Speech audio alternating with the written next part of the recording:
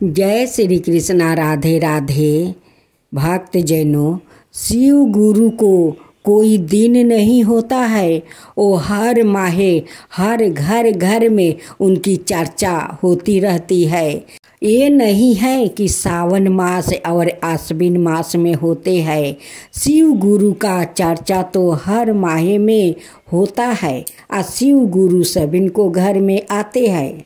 अगर आप शिव चर्चा करते हैं तो शिव गुरु का 3 सूत्र पहले बोलिए, उसका बाद में हर हर महादेव बोलकर हाथ जोड़कर उनकी गाथा सुनिए।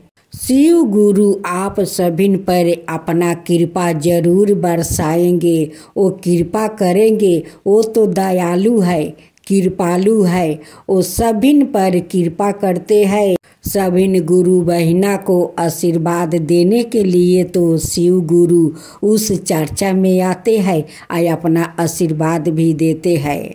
शिव चर्चा व्रत कथा। शिव गुरु की चरणों में सिर झुकाती हूँ। हरिंदर भैया लीलम दीदी की चरणों में सिर झुकाती हूँ। सभी देवी देवताओं को चरणों में सिर झुकाती हूँ। गौ माता का चरणों में सिर झुकाती हूँ। सभी गुरु बहिना को प्रणाम करती हूँ। शिव शीशा ग्रहण करने के 3 सूत्र।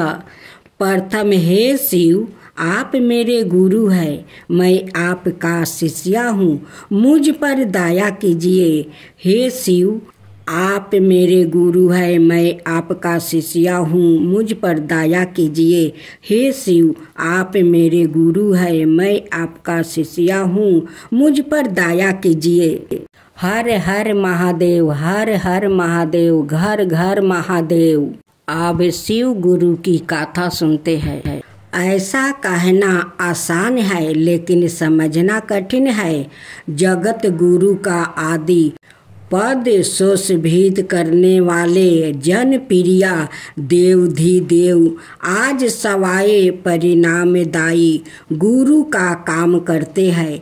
ऐसे तो घर घर में भगवान शिव पूजित है, लेकिन जन समयान ने उनके गुरु स्वरूप का चिंतन करने का प्रयास नहीं किया। जिन व्याकितों ने अंधविश्वास में भी शिव को गुरु बनाया, उन लोगों ने परिणाम पाया।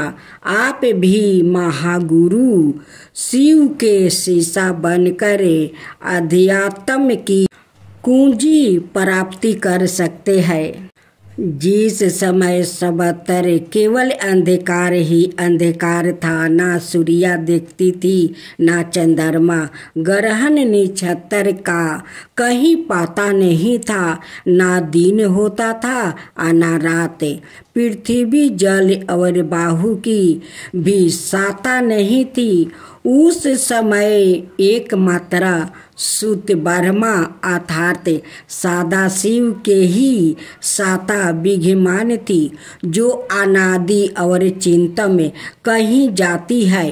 उन्हीं के भगवान सदाशिव को वेद पुराण और उपनिषद और शांत महात्मा आदि ईश्वर और सबर लोक परमेश्वर कहते हैं। एक बार भगवान शिव के मन में दृष्टि रचने की इच्छा हुई। उन्होंने सोचा कि मैं एक से अनेक हो जाऊं।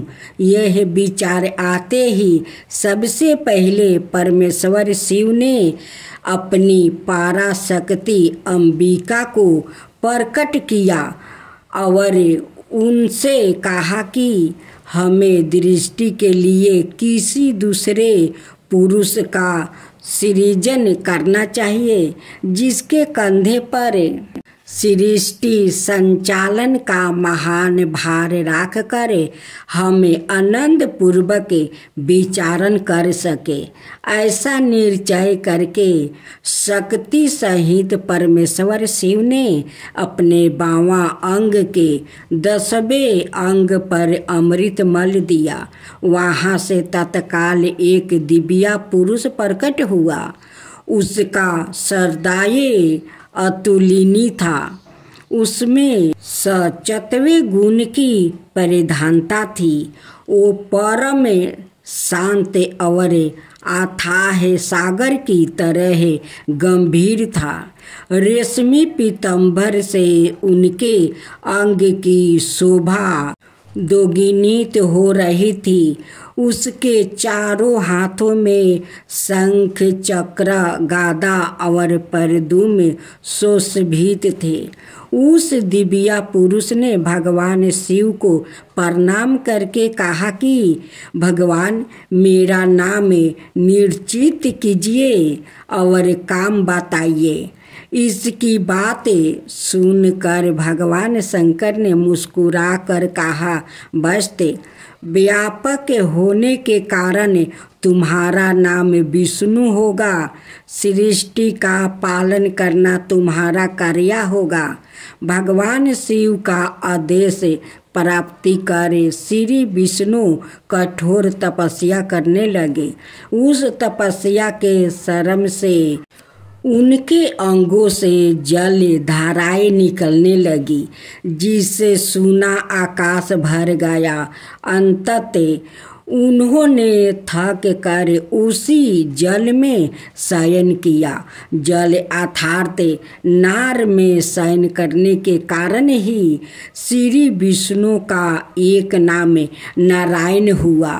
तदंतर सोए हुए नारायण की नाभि से एक उत्तम कमल प्रकट हुआ। उसी समय भगवान शिव ने अपने दाहिने अंग से चतुर्मुख ब्रह्मा को प्रकट करके उस कमल पर डाल दिया। परमेश्वर की माया से मोहित हो जाने के कारण बहुत दिन तक ब्रह्मा जी उस कमल के नल में भ्रमण करते रहे, किंतु उन्हें अपने उत्पत्तियोंकर्ता का पता नहीं लगा। आकाशवाणी द्वारा तप का आदेश मिलने पर ब्रह्मा जी ने अपने जन्मदाता के दर्शनार्थ 12 वर्ष तक कठोर तपस्या की।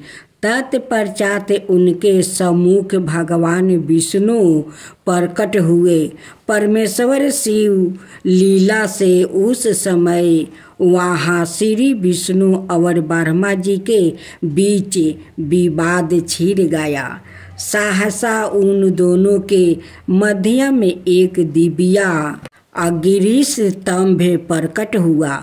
बहुत प्रयास के बाद भी ब्रह्मा और विष्णु उस अग्नि स्तंभ के आदि अंत का पता नहीं लगा सके।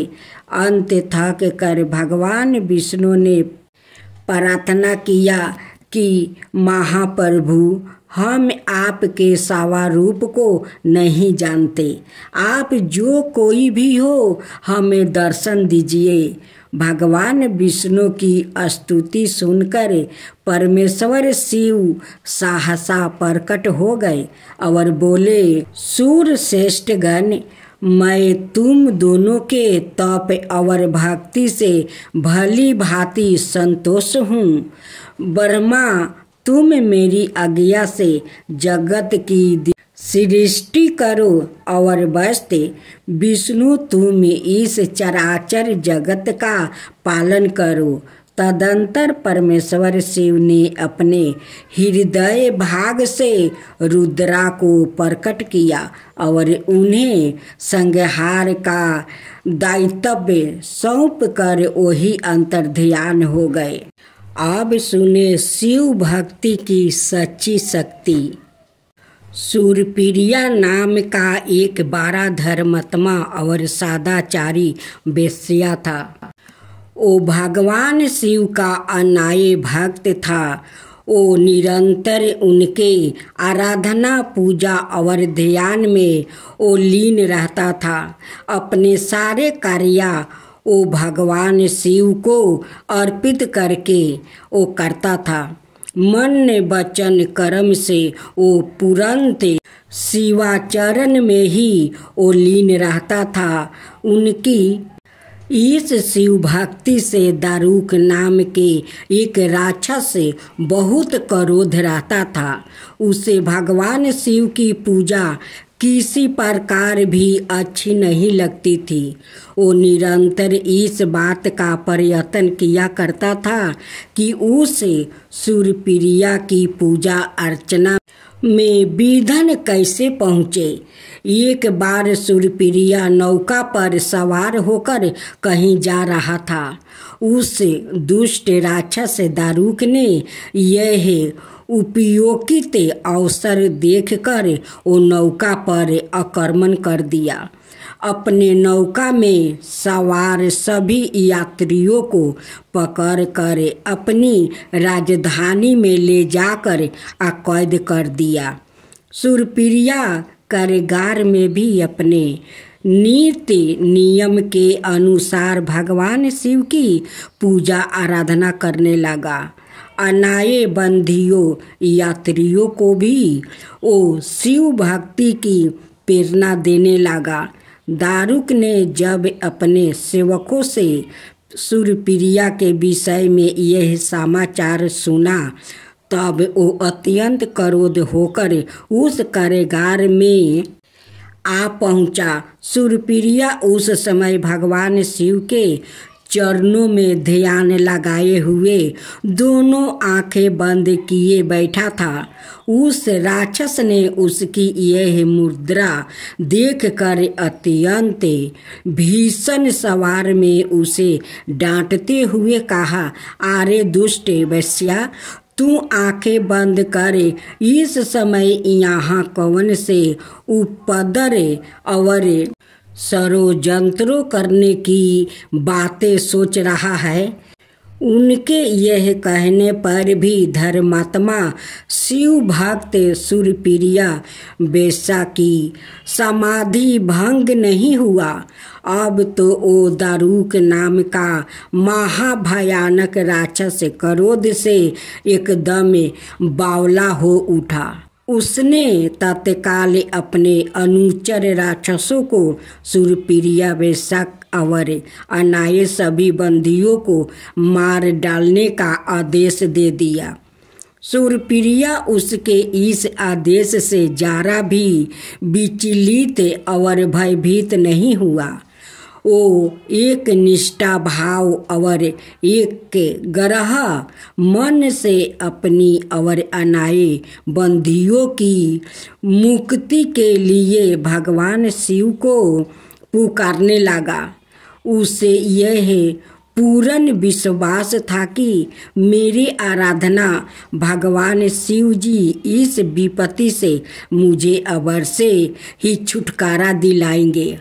उसकी प्रार्थना सुनकर भगवान शंकर जी तत्क्षण उस कारागार में एक ऊंचे स्थान में एक चमकते हुए सिंहासन पर स्थित होकर ज्योतिर्लिंग के रूप में प्रकट हो गए।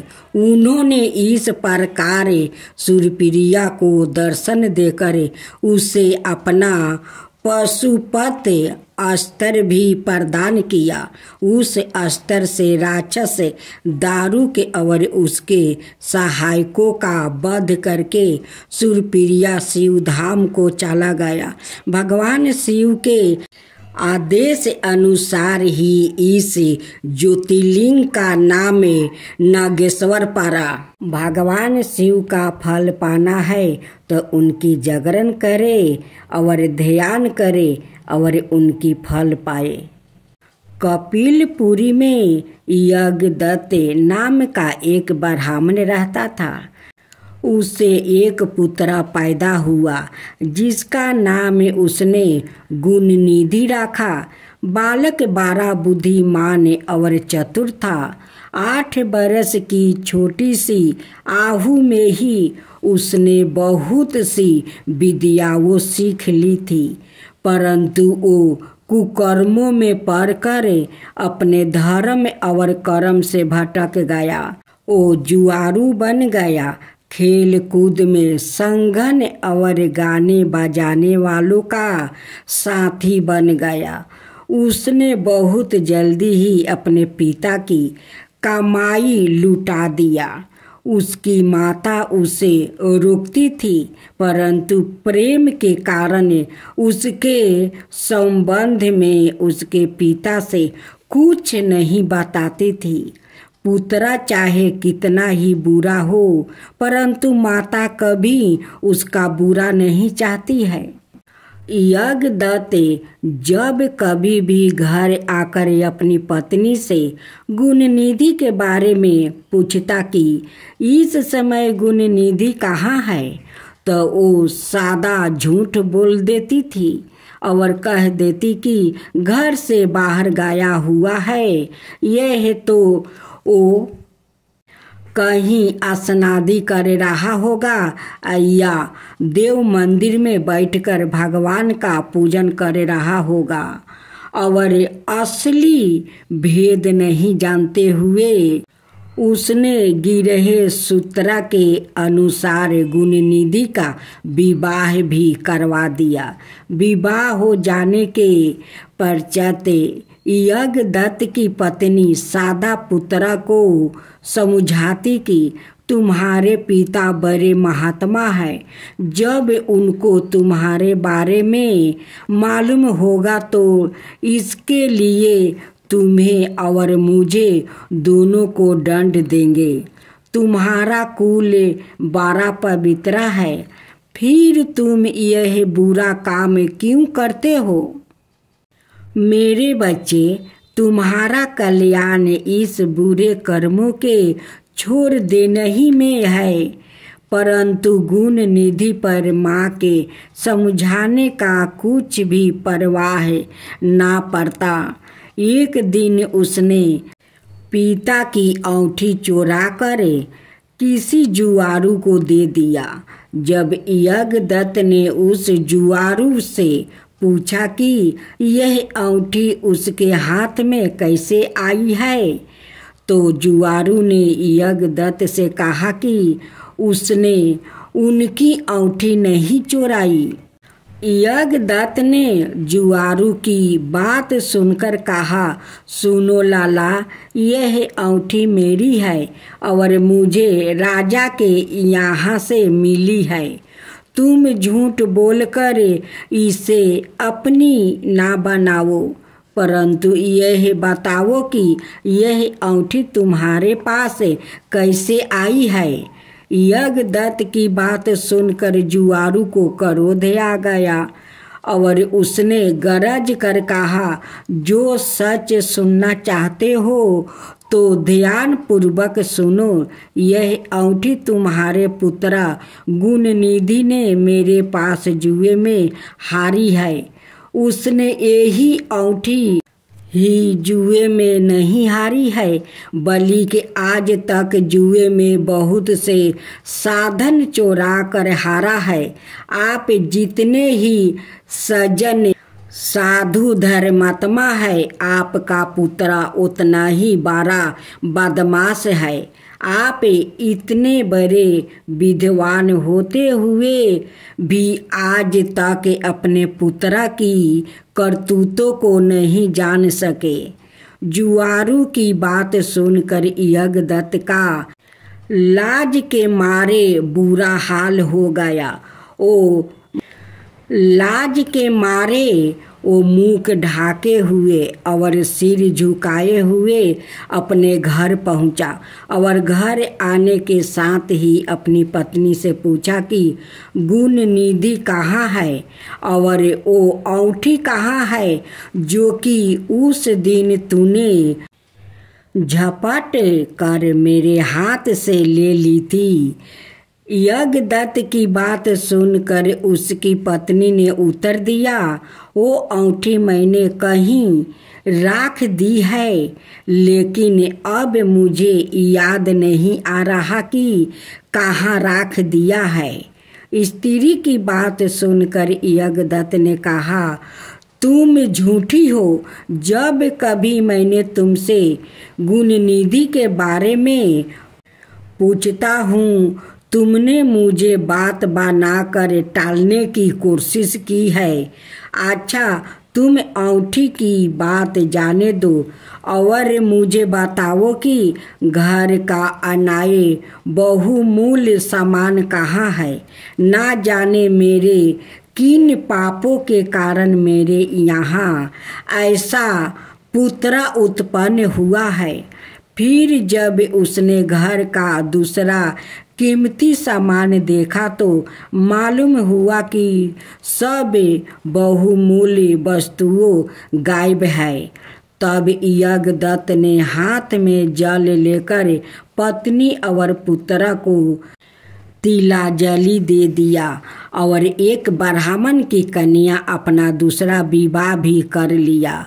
जब गुण निधि को मालूम हुआ कि उसके पिता पर सारा भेद खुल गया है और उसकी माँ को तिलांजलि दे दिया है, तो उसको बड़ा दुख हुआ। वो अपनी करनी पर पछताने लगा। वो भूखे प्यासे एक शिव मंदिर के पास आकर बैठ गया।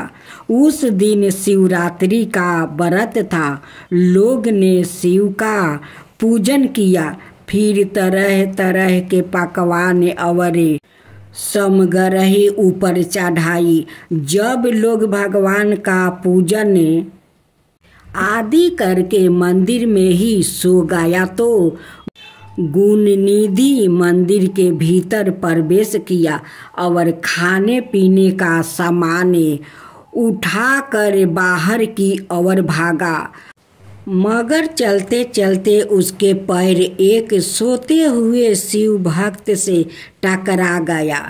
फिर क्या था, उस भक्त ने चोर चोर का शब्दों सुनकर सभी लोग जागे उठे और दौड़ते हुए गुणनिधि का पीछा किया।